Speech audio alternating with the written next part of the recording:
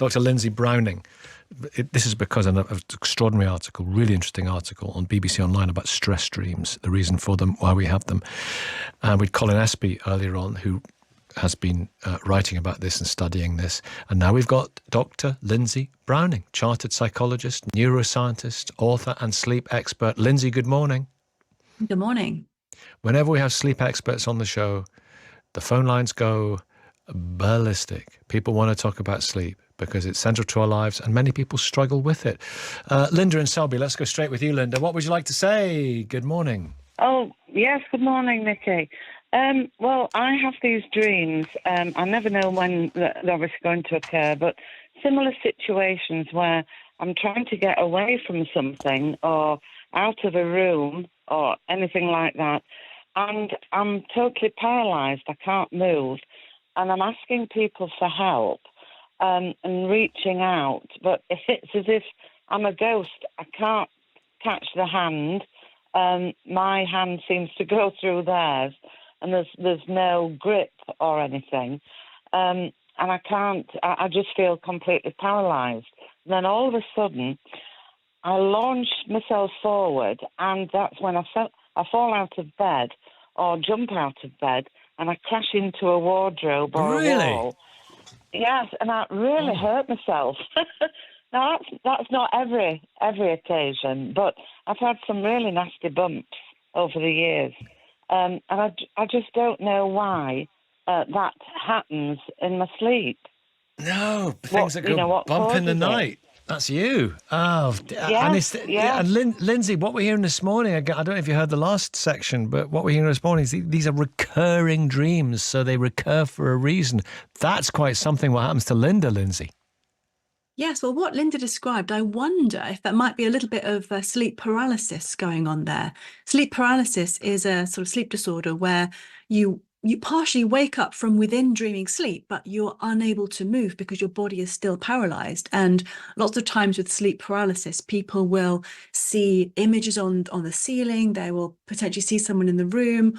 They'll still be kind of stuck in that dream, but unable to move. And eventually when they do get out of the dream and can move, then you might get that big response like Linda described. But yes, stress dreams are very common, and common themes are when you're being attacked, when you've turned up for an exam and you haven't revised, perhaps you turn up for work and you're not wearing any clothes. These kind of stressful dreams have very common themes that people will have. And like in the previous segment, PTSD dreams often will be about the traumatic event that happened, and it's your brain's way of trying to recreate the traumatic event to try and make sense of it, but it's just too big and too emotional, so you end up waking up from those really stressful dreams panting, crying, screaming, because it's just too emotional. But dreams are our brain's way of trying to process and understand what's going on in our life, especially emotionally, and also trying to give us a chance to practice what might happen in the future. That's what we think dreams are for. Yeah, I mean, being naked in public, that's a common one. Very common theme. But Linda, have you done yourself any serious damage? Have you done yourself a mischief in the night with all this clattering? I remember on one occasion I launched myself out of the bed and thinking that in the dream there was a door in this particular room. So I thought I was heading for this door, which ended up being a wall. And I headbutted myself in the wall to dive through the door and sort of ended up with a little bit of concussion. And that was the worst thing that's happened. The other things have been like into the wardrobe door, which hasn't been as bad. Or I've ended up curled in the duvet on the bedroom floor. But the first one was the worst one. But it's very disconcerting when I wake up. I feel very disorientated and don't know, why all that's happened. Thank you so much, Linda. Beautifully, powerfully described. You take care of yourself, all right? Yes, I'll try. Yeah. Conan in Aberdeen. Good morning, Conan. Fit like. Good morning. Nice to speak to you, Nicky. Likewise. Dreams. Tell me more. Yeah, I don't think mine's quite as bad as Linda's, but I guess the reason I wanted to share it is wondering whether anyone else gets something similar. But basically, I used to be in the military. I left quite a while ago, 2008.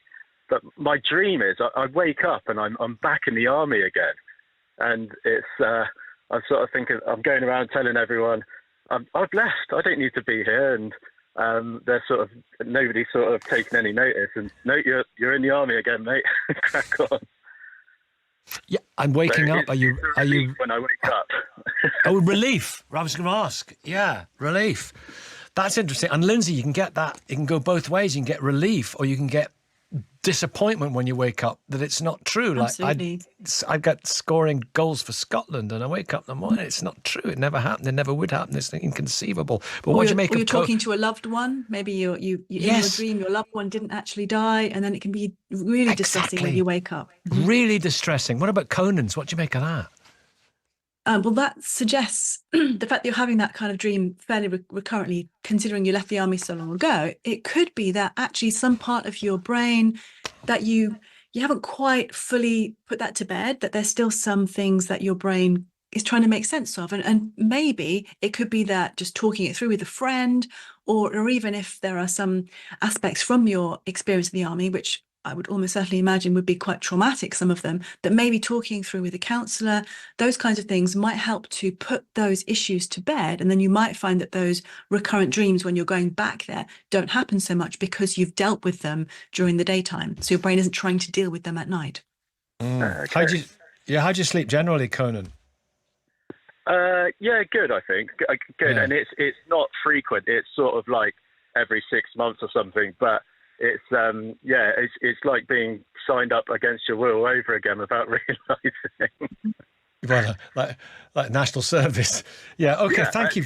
Yeah, Thank you really very much. happy with that. Thank you very much indeed. Susan in Biddulph. Hello, Susan. Good morning. Right. Yeah. Recurring dreams. Tell me about yours. A few years ago, my husband started having nightmares, and he used to tell me he was constantly being chased. So his legs would be flying all over the place, his arms, he'd be punching the air, and these nightmares were quite recurrent. He then happened to have a fall, and as a consequence, he was diagnosed with Parkinson's. Mm-hmm. He saw a consultant, he started on his Parkinson's medication, and he's slept like a baby ever since. They've gone away completely. Isn't it great when you sleep like a baby, you feel so good? I just wonder, is it, Susan, Lindsay, what would you say to Susan about REM disorder is the body telling you something sometimes? Well, Parkinson's disease and REM disorder, there are definitely some anomalies that can be picked up. So we think that Parkinson's can affect sleep. So when someone has some REM disorder, some physical, they're flashing their arms out when they're having a dream, those very violent acting out your dreams kind of things, it could be a sign that there's something else neurologically going on. So if you're having really bad sleep when you're acting out your dreams and you're waking up thrashing, hitting other people, getting out of bed, it might be a time to speak to a doctor just to see if there's something else going on. And obviously, if it's related to Parkinson's, as in your husband's case, then when that's being treated, then the effect at night, that neurological issue at night, is also having that under control as well. Thank you so much. Louise in Ramsbottom. We're rammed, and here we are in Ramsbottom. Louise, your dream. Hi, Nicky. Tell me your dreams. Oh, it's the reason why I'm ringing is because I dreamt it last night, and I've not dreamt it for maybe about 6 weeks or something. But we were burgled about 3.5 years ago, and it appears that somebody followed me to get my new car at the time.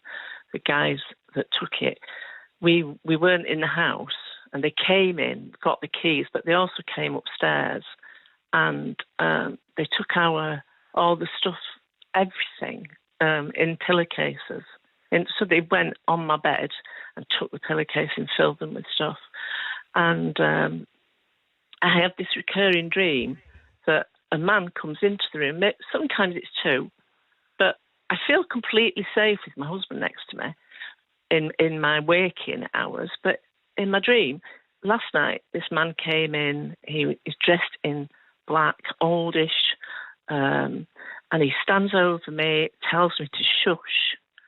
Other time, there's two men, and one sits on top of me to stop me talking, and I always wake up. But it's so frightening at the time, and I feel like I've got over the burglary, but I clearly haven't.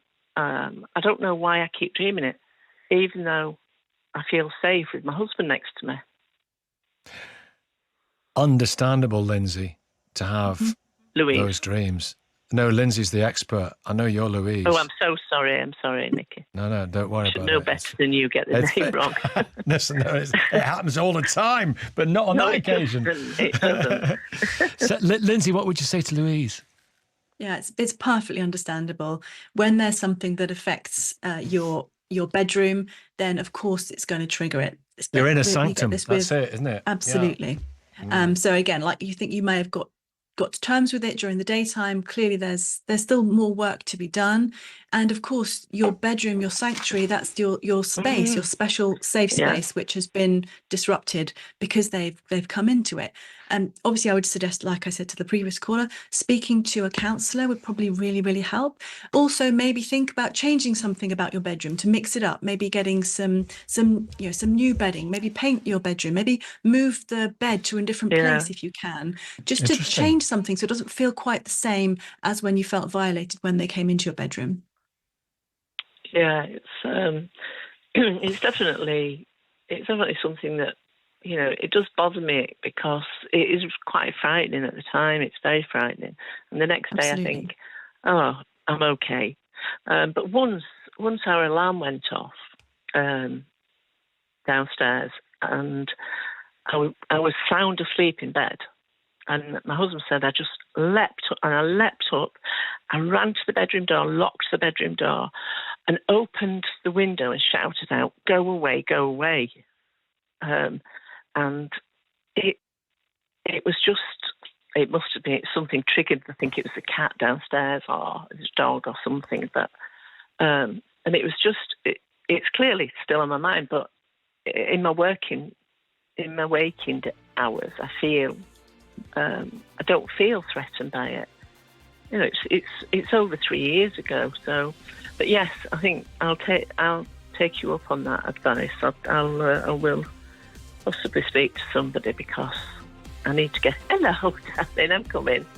Sorry, my grandson's here, so I'm going to have to go, Nicky.